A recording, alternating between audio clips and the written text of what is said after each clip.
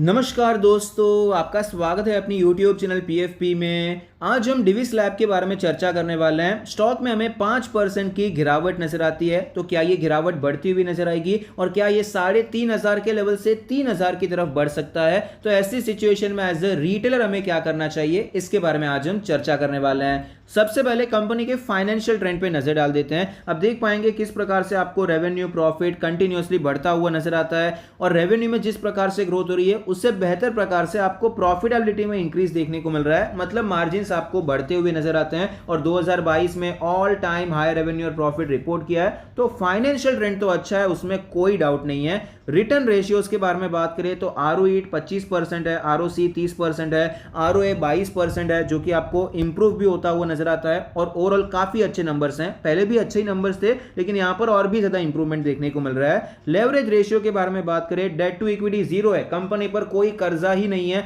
Interest coverage ratio आप देख सकते हैं 5,000 के करीब है, क्योंकि कोई यहाँ पर लॉन्ग टर्म डेट कोई खास है ही नहीं। शॉर्ट टर्म के जो डेट होते हैं उसके सामने उसका पेमेंट करने के लिए, इंटरेस्ट पेमेंट करने के लिए कंपनी के पास इनफ कैश है, तो इसीलिए इंटरेस्ट कवरेज रेशियो आपको बहुत ही हाई नजर आता है, जो कि अच्छी बात है। तो यहाँ पर डेट का तो कोई टेंशन ही नहीं है। शेयर होल्डिंग पैटर्न के बारे में बात करें, टोटल प्रमोटर होल्डिंग 51.94% है, जिसमें से कुछ भी प्लेज नहीं है। Mutual fund 14%, other DII 6%, FII 16.5%, retail and other category में 11.5% की हिस्सेदारी है। शेयर होल्डिंग पैटर्न मेरे हिसाब से अच्छा है। रीसेंट ट्रेंड के बारे में बात करें, mutual fund other DII stake बढ़ाते जा रहे हैं, FII स्टेक कंटिन्यूअसली कम करते जा रहे हैं। FIIs यहां पर जो माल बेच रहे हैं, DIIs वही माल हमें खरीदते हुए नजर आते हैं। बाकी रिटेल एंड अदर कैटेगरी में या फिर प्रमोटर में कोई खास चेंज देखने को नहीं मिल रहा है। तो ओवरऑल रीसेंट ट्रेंड में एक इंस्टीट्यूशन निकल रहा है, बाकी एंटर हो रहा है। प्रॉब्लम तब होती है जब इंस्टीट्यूशन निकलता है और सामने आपको रिटेलर्स में माल भरते हुए नजर आते हैं, वो एक दिक्कत वाली बात हो जाती है। लेकिन फिलहाल यहां पर ऐसा दिखाई नहीं पड़ता है। वैल्यूएशन के बारे में बात करें तो PE रेशियो 33 है, सेक्टर का 35 है, प्राइस टू बुक रेशियो 8 है, सेक्टर का 4 के करीब चल रहा है। तो वैल्यूएशन के बेसिस पे बहुत ज्यादा महंगा स्टॉक है ऐसा यहां पर दिखाई नहीं पड़ता है। इनफैक्ट सेक्टर के मुकाबले आपको थोड़ा बहुत सस्ता ही नजर आता है, ओवरऑल सेक्टर के साथ ही चल रहा है।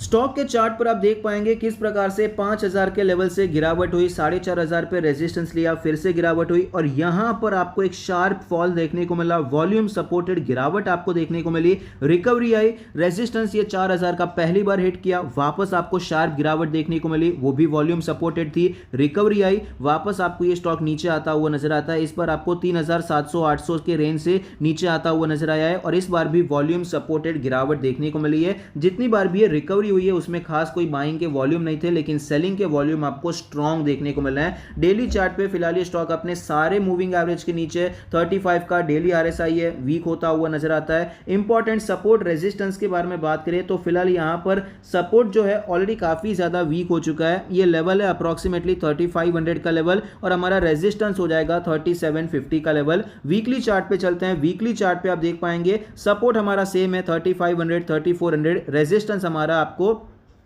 3800 के आसपास जाता हुआ नजर आता है। एक्चुअली 3800 से करके 4000 ये एक रेजिस्टेंस का जोन है। मंथली चार्ट पे चलते हैं। अगर हम मंथली चार्ट पे देखने जाते हैं तो क्लियरली स्टॉक में वीकनेस है। ये मंथ की जो कैंडल है ये क्लियरली दर्शा रही है कि किस प्रकार से हैवी वीकनेस यहां पर देखने को मिली है। 4000 का रेजिस्टेंस है और सपोर्ट हमारा 3400 के आसपास, 3300 के 3350, 3380 ये लाइन आपको एज अ सपोर्ट यहां पर देखने को मिल रही है। और आप देख पाएंगे किस प्रकार से इस कैंडल के लो के नीचे अभी तक डिविस लैब नहीं गया है और ऑफकोर्स हाई क्या उसके आधे कैंडल तक भी यहां पर नहीं पहुंच पाया है। पिछले 1, 2, 3, 4 महीने ऑलरेडी कंप्लीट हो चुके हैं, इसी रेंज में स्टॉक बना हुआ है और ये 5वां महीना है कि यहां पर ये ट्रेड करता हुआ नजर आता है। तो अगर अभी ब्रेकआउट या ब्रेकडाउन होता है तो आपको स्ट्रॉन्ग मोमेंटम देखने को मिल सकता है, क्योंकि यहां पर एक ट्रेंड लाइन भी चल रही है, यहां पर एक सपोर्ट भी चल रहा है, ऑलरेडी कंसोलिडेशन भी हो चुका है। तो अभी एक स्ट्रॉन्ग मोमेंटम हमें एक्सपेक्ट करना चाहिए। मैं पर्सनली अगर बात करूं तो फिलहाल मुझे लग रहा था कि एक बार ऑलरेडी स्टॉक में गिरावट हो चुकी है, स्टॉक में यहां पर रिकवरी आई। ये वो टाइम था जब मार्केट में वीकनेस काफी ज्यादा अच्छी खासी चल रही थी, मार्केट नीचे आ रहा था, निफ्टी 1-2% गिर रहा था, तभी भी डिविस लैब स्ट्रांग चल रहा था और ओवरऑल फार्मा सेक्टर स्ट्रांग चल रहा था। तो मेरा मानना था शायद अभी डिविस लैब यहां पर कॉन्सोलिडेट करके ऊपर जाएगा और हमने शायद इसे वीडियो में डिस्कस भी किया था कि अगर ये कॉन्सोलिडेट करके ऊपर जाने की कोशिश करता है तो यहां पर हम खरीदारी करने के बारे में सोच सकते हैं। एक अच्छी अपॉर्चुनिटी हमें ऊपर के साइड पे मिल सकती है। लेकिन यहां पर फिलहाल स्टॉक में ऊपर के साइड पे कोई खास कंसोलिडेशन नहीं हुआ, कंसोलिडेशन हुआ था लेकिन यहां पर वीकनेस के यहां पर संकेत थोड़े से ज़्यादा नजर आ रहे थे और ब्रेकआउट ऑफ कोर्स हुआ ही नहीं कंसोलिडेशन के लेवल के ऊपर। इनफैक्ट यहाँ पर ब्रेक डाउन देखने को मिला और स्टॉक हमें थोड़ा सा नीचे आता हुआ नजर आया है। तो फिलहाल अभी हमारा प्लान क्या होना चाहिए, अगर हम शॉर्ट टर्म के लिए काम करना चाहते हैं, अभी तो तेजी खेलने का कोई रीजन नजर नहीं आता है क्योंकि रेजिस्टेंस कंटिन्यूअसली नीचे आ रहे हैं, सपोर्ट वही का वही बना हुआ है और ये सपोर्ट भी वीक हो चुका है ऑलरेडी। यहां पर एक दो बार बाउंस देखने को मिला है, तो अभी सपोर्ट को वापस प्ले करने का कोई सेंस यहां पर फिलहाल नजर नहीं आता है। जब तक अभी ये ट्रेंड लाइन टूट नहीं जाती है तब तक के लिए हमें खरीदारी करने से बचना चाहिए शॉर्ट टर्म के लिए। पोजिशनल ट्रेड के लिए भी सेम यहां पर मेरा व्यू रहेगा। पोजिशनल ट्रेड के लिए भी अगर हम बात करें तो ये सपोर्ट भले ही अच्छा लेवल है, नीचे ऊपर के लेवल से अच्छा खासा करेक्शन हो चुका है, लेकिन स्ट्रेंथ बिल्कुल भी नहीं है, तो अभी हम खरीदारी करना प्रेफर नहीं करेंगे। लॉन्ग टर्म के बारे में बात करें तो अगर आपने 3500, 3600, 3400 ये जोन में पहले खरीदारी की हुई है तो वापस अभी एग्रेसिवली खरीदारी करने की जरूरत नहीं है। लेकिन अगर आपने बिल्कुल खरीदारी नहीं की है तो आप खरीदारी करने के बारे में सोच सकते हैं। भले ही मेरा मानना है, मेरी एनालिसिस के हिसाब से स्टॉक और नीचे जा सकता है, लेकिन फिर भी बॉटम किसी को नहीं पता है और लॉन्ग टर्म के लिए हमें चीज देखनी रहती है भाई, क्या कंपनी अच्छी है तो कंपनी अच्छी है, तो यहां पर क्या वैल्यूएशन बहुत महंगा है तो ऐसा भी नजर नहीं आता है, वैल्यूएशन भी डिसेंट है, तो ये देखकर आप लॉन्ग टर्म के लिए बिल्कुल नहीं खरीदा है तो करंट मार्केट प्राइस पे भी थोड़ा बहुत खरीदने के बारे में सोच सकते हैं। लेकिन अगर आपने ऑलरेडी खरीदा हुआ है तो आप वेट कर सकते हैं, आपको 3000 का लेवल मिल सकता है क्योंकि अगर ये ब्रेकडाउन होता है उसके पहले कोई खास सपोर्ट नहीं है।